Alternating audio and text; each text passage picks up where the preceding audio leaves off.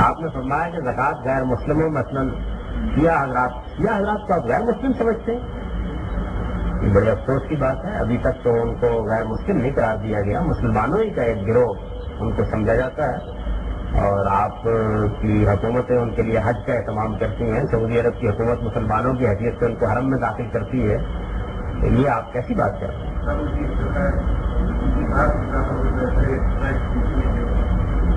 وہ سنیوں کے یہاں بھی بڑے بڑے ٹیکسٹ ملتے ہیں.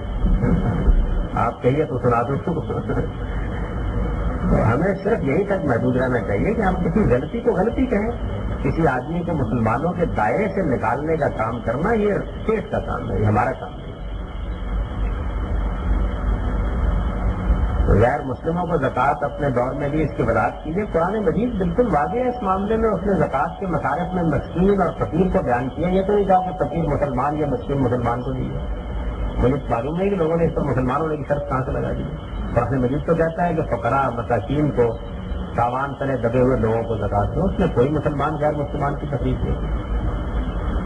رام جی صاحب, جیسا کہ آپ انتہائی کامل یقین کے ساتھ قرضے, ٹکنوں سے اوپر پائنچے وغیرہ کے بارے میں ایک نتیجے پر پہنچے ہیں جس کا روایتی مذہبی طبقہ آپ کے نقطہ نظر کی انتہائی سختی کے ساتھ تردید کرتا ہے. میرے لیے انتہائی فکر کی بات ہے کہ آپ بھی قرآن سنت حدیث کو بھی اسی سے بات کرتے ہیں کہ اللہ کی نظر میں آپ صحیح ہے یا روایتی مذہبی طبقہ.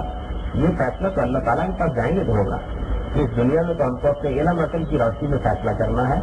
اور اس پہ حضور نے بڑی بشارت دی ہے کہ آدمی نے نیک نیتی کے ساتھ دین پر غور کیا اور وہ صحیح نتیجے پر پہنچ گیا تو 2 اجر ہیں, اور غلط نتیجے پر پہنچا تو 1 اجر ہے. یعنی معاوضہ کوئی نہیں. بس یہ ہے کہ نیت ٹھیک ہونی چاہیے.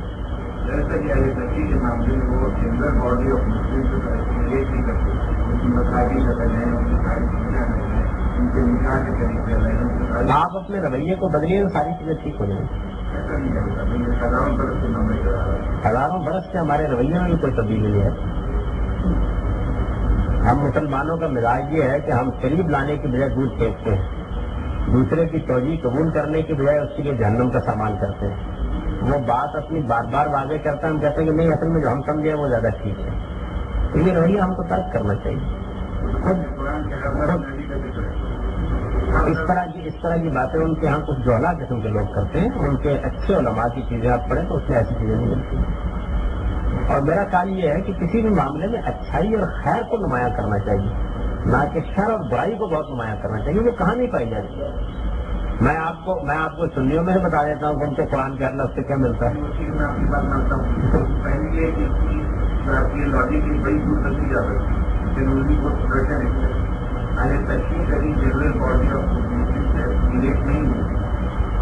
اس وقت بھی ہے, پوری طرح ہے. جس دن آپ یہ فیصلہ کر دیں گے کہ اب ان کو حرمین میں داخل نہیں ہونا, اس دن بات کیجیے گا مجھ سے. یعنی ابھی نہیں, آپ کی پوری گورنمنٹ کا یہ فیصلہ ہے, سارے مسلمانوں کا مجبوری فیصلہ ہے. کبھی کسی نے اس پہ احتجاج نہیں کیا. یہی فیصلہ یعنی علماء جب کبھی اپنے اپنے متعصب حمایتیوں میں اس کی غلطی واضح کی ہے, بس اتنا چاہتی ہے.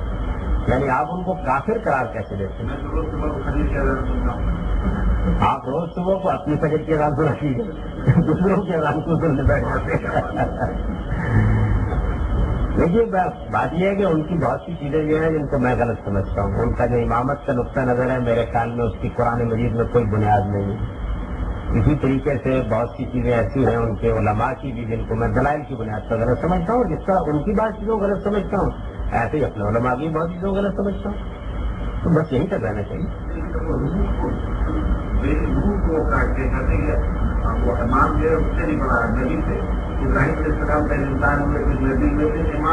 ہاں تو یہ ایک مبالغہ ہے نا, اس مبالغے کو دور کرنا چاہیے. آپ کی ابن عربی کے بارے میں کیا رائے ہے؟ تو آپ کے بڑے صوفی ہیں وہ بھی یہی کہتے ہیں. وہ یہ کہتے ہیں کہ خاتم الاولیاء خاتم الانبیاء سے ہی برتر مقام رکھتا ہے. پھر کیا کریں گے آپ؟ ایسی بہت سی باتیں ہوتی رہتی ہیں. ان کی غلطی واضح کرنی چاہیے. کسی آدمی کو کافر قرار دینے کے لیے امت کی سطح پر اجتماعی یا سیاسی فیصلے ہوتے ہیں. ہمارا کام صرف یہ بتانا ہے کہ یہ غلط ہے. یہ صحیح. میں تو ابھی حج کے لیے گیا ہوا تھا اس سال. میرے بالکل خاص اہل تشیع نماز پڑھتے تھے اور سب عبادات کر رہے تھے اور آپ کی حکومتیں ان کی میزبانی کر رہی تھی. بلکہ اتفاق سے میں جس علاقے میں مقیم تھا وہاں بھی زیادہ وہی تھی, اور وہاں کی مقامی مسجد میں کسی جب حرم میں نہیں جانے کا موقع ملتا تھا تو وہاں بھی بہت نماز پڑھنے کے لیے آ رہے تھے. میرا خیال یہ کہ اس ایٹیٹیوڈ کو بدلنا چاہیے. دنیا کے سارے مذہب سارے کنٹری میں یہ دونوں کو بہت ہی تین دفعہ کرے تو نبوت سے پہلے پڑتا 40 دفعہ کرے تو اس سے آگے پڑتا ہے. یہ یار مقام دیش کی غلطی آپ واضح کرتے ہیں. کس کی غلطی ہوتی بات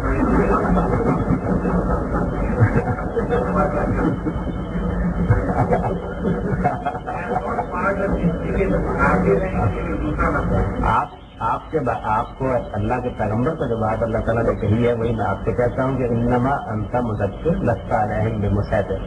آپ نصیحت کرنے والے ہیں, نصیحت کیجیے, غلطی کو واضح کرتے رہیے. لوگوں کے بارے میں فیصلے کرنے کا کام آپ کا یا میرا نہیں ہے. فیصلوں کو بھی آپ کو ماننا پڑے گا, ضرور کرنا لوگوں کو ماننا پڑے گا. آپ کی نبی کو نہیں مانتا ایکشن. میں ایک بات بولیے نا, اسکیم پر نہ جائیے. کسی عیسائی نے یہ دعویٰ کبھی نہیں کیا کہ میں مسلمان ہوں. جب وہ کرے گا تو دیکھ لیں گے, پھر اس کو بھی مان لیں گے. نہیں کیا میں صحیح اور غلط سمجھنے کی بات نہیں کر رہا. میں یہ بات کر رہا ہوں کسی گروہ کو مسلمانوں کی جماعت سے کاٹنے کا فیصلہ میں یا آپ نہیں کرتے. یہ فیصلہ امت کو پولیٹیکل سطح پر کرنا چاہیے اگر کرنا ہے, مگر ایسی کوئی ضرورت بھی نہیں ہے. بس یہ ہے کہ ہم علمی دلائل کے ساتھ غلط کو غلط کہتے رہیں گے, صحیح کو صحیح کہتے رہیں گے. یہ تو آپ مانیں گے کہ بیسک فنڈامنٹل ڈفرینسز ہیں. اس میں کوئی شک نہیں کہ بہت سے معاملات بنیادی اور اصولی ہیں, لیکن بس ان کی غلطی واضح کرنی چاہیے.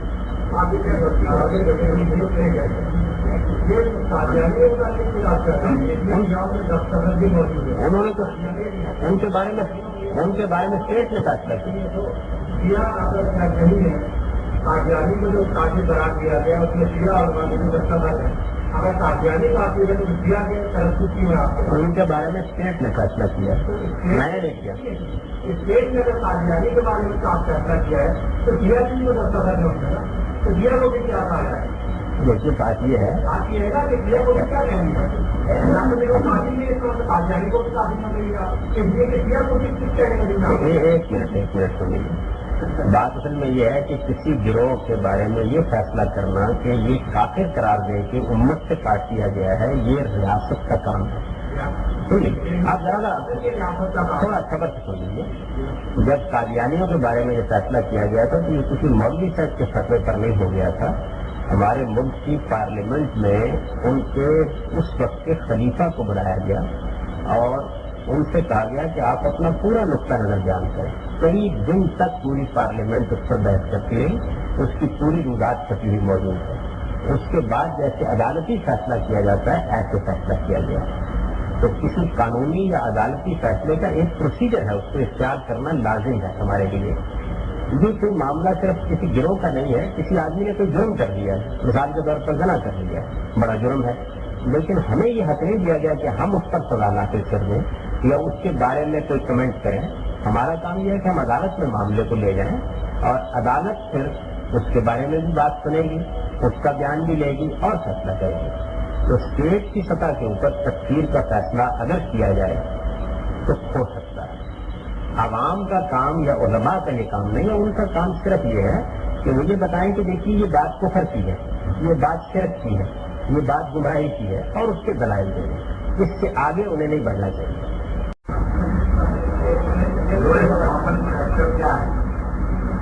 اللہ اور اللہ کے رسول کو ماننا.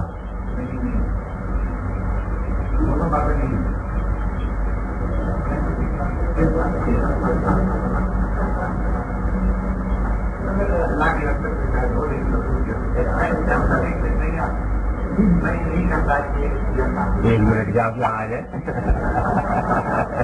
میں ضرور بہت ہی ویلیڈلی کر رہا ہوں کہ ان میں اور جنرل باڈی آف میں بہت فرق. اس میں کوئی شک نہیں ہے, اس میں آپ سے کوئی اختلاف نہیں. بہت فرق ہے. اور اگر 16 آدمی حق کرتے ہیں وہ آپ کہیں آپ کا تیار کریں گے. انہوں نے کہا دنیا میں کوئی مذہب نہیں ہے, کوئی گروپ آف پیپل نہیں ہے جو برائی کو کہے کہ سب سے مستقل کھانا زندگی میں جھوٹ بولتے ہیں, ساری گردی میں جھوٹ بول کے روک دیا. ہمیشہ یہی کیا سارے سرٹیفکیٹ چاہیے, لیکن ہم کو نہیں کرتے کیا نبوت سے مقام پر، امامت کے مقام پر، فضیلت کے مقام پر یہ کوئی اچھا کام کرتے ہیں، ٹھیک ہے کسی درجے میں غلطی ہماری مجبوری سے، ہماری کمزوری سے ہر آدمی کرتا ہے، لیکن یہ ایسی کتابوں میں مختلف کتابوں مزدور مومانی سے ایرانی اختلاف کافی ہے کتابوں اور وہ کافی ہے منظور نعمانی صاحب کی کتاب سے معذرت کے ساتھ مجھے بڑا اختلاف ہے اور میں بڑے ادب کے ساتھ اختلاف کے بنیادی نکات آپ کے سامنے رکھ دیتا ہوں۔ ایک تو یہ چیز ہے کہ جس طرح ہمارے ہاں دو مکاتب فکر ہیں، ایک اہل حدیث حضرات اور ایک فقہا کی پیروی کرنے والے لوگ، بہنیں یہی صورت ان کے ہاں ہے۔ جن کتابوں کے اس کتاب میں حوالے دیے گئے ہیں وہ سب ان کے یہاں حدیث کی کتابیں ہیں اور ان کتابوں میں رسم و یادش روایات بھری پڑی، ان کو جمع کر کے ان کے بنیادی عقائد کے بارے میں کوئی رائے قائم کرنا صحیح نہیں ہے، یہ اصولاً غلط ہے۔ مثال کے طور پر ہمارے ہاں بخاری شریف مستند ترین کتابوں میں سمجھی جاتی ہے، آپ اس کو نکالیے، میں اس میں آپ کو روایت دکھا دیتا ہوں جس میں یہ لکھا ہوا ہے کہ قرآن مجید کی فلاں اور فلاں آیت کس طرح کی، اس میں الفاظ کم و بیش ہے، اس کو میں نقل کروں اور یہ کہوں کہ اہل سنت حضرات قرآن مجید میں کمی بیشی کے قائل، اس کو آپ علمی جانت اور انصاف کے مطابق سمجھیں گے۔ اب میں آپ سے عرض کرتا ہوں کہ پچھلی 10-12 صدیوں میں شیعہ حضرات کے ہاں جو چار بہت بڑے علماء پیدا ہوئے، یعنی جن کے بارے میں ان کے اتفاق ہے کہ ان سے بڑے علماء نہیں ہیں، ان چاروں نے بغیر کسی ادنا درجے کے تردد کے یہ بات کہی کہ قرآن وہی ہے جو اس وقت مسلمانوں کے ہاتھ ہے اور ہم اس میں نہ ایک لفظ کی کمی کے قائل ہیں نہ ایک لفظ کی بیشی کا ہے۔ سوال یہ ہے کہ اس بیان کو کیوں قبول نہ کیا ہے؟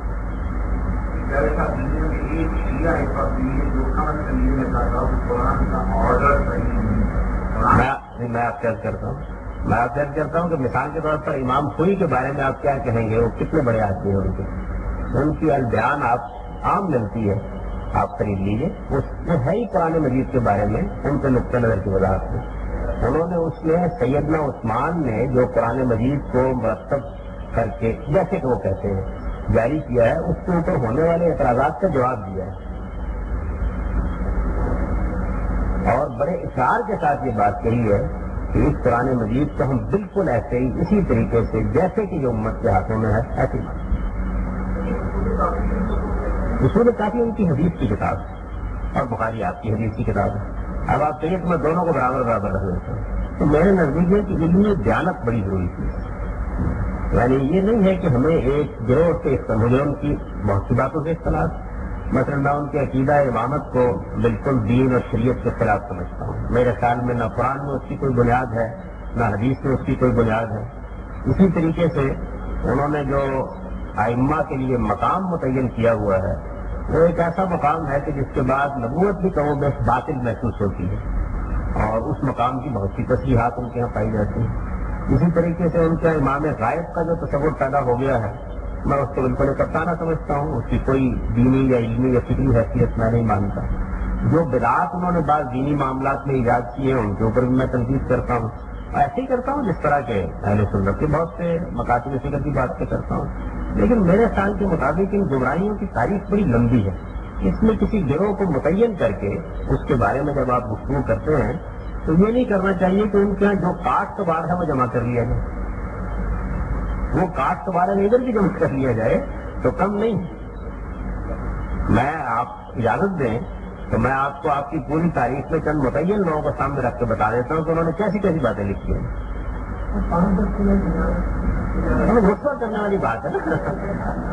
تو میرا خیال یہ کہ اس بنیاد پر ہمیں دوسروں کے بارے میں دیکھیے، اللہ تعالیٰ کا دین کا سکھایا ہوا اصول کیا ہے؟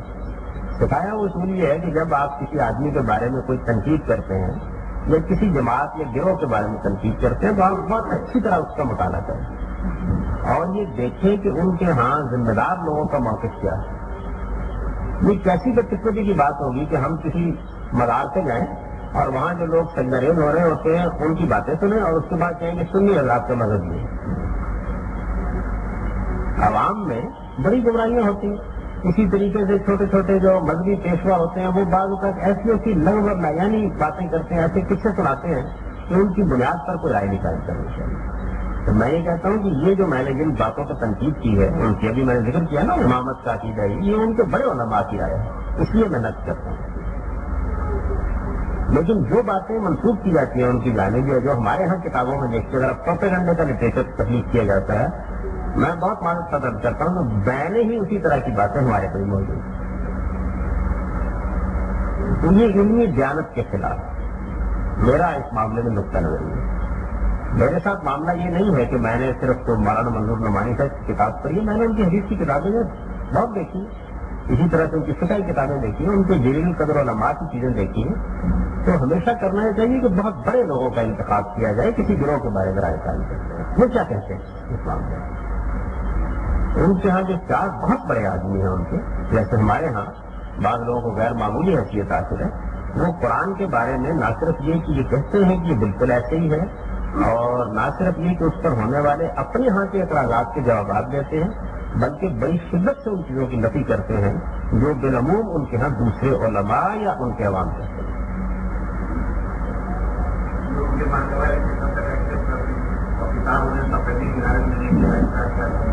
وہی بات یہ ہے کہ اگر فرض کر لیجیے کہ یہ مان لیجیے تھوڑی دیر کے لیے، اس کا فیصلہ اللہ تعالیٰ کرنے دیجیے، اس کا فیصلہ ہم کیوں کریں؟ یعنی ہمارے سامنے تو جو کچھ ظاہر ہے ہم اس کی بنیاد پر فیصلہ کریں، اس کا ہم کیوں فیصلہ کریں؟ اس وجہ سے میں یہ کہتا ہوں کہ ایک تو تنقید کرتے وقت یہ دیکھنا چاہیے کہ جس چیز پر آپ تنقید کر رہے ہیں اس کے بارے میں ہمارا علم کس حد تک ہے، اس میں ہم نے کن لوگوں کا انتخاب کیا ہے تنقید کرنے کے لیے۔ ایک پورے گروہ پر آپ تنقید کر رہے ہیں نا، تو اس میں ایک عام آدمی کی رائے کو پکڑ کے ہم تنقید کر دیں، ایک قصہ سن کے اس کے اوپر تنقید کر دیں۔ میرا اپنا احساس یہ ہے کہ تنقید کی وہی چیزیں لینی چاہیے جن کو ان کے مسلمہ طور پر مانا جاتا ہے۔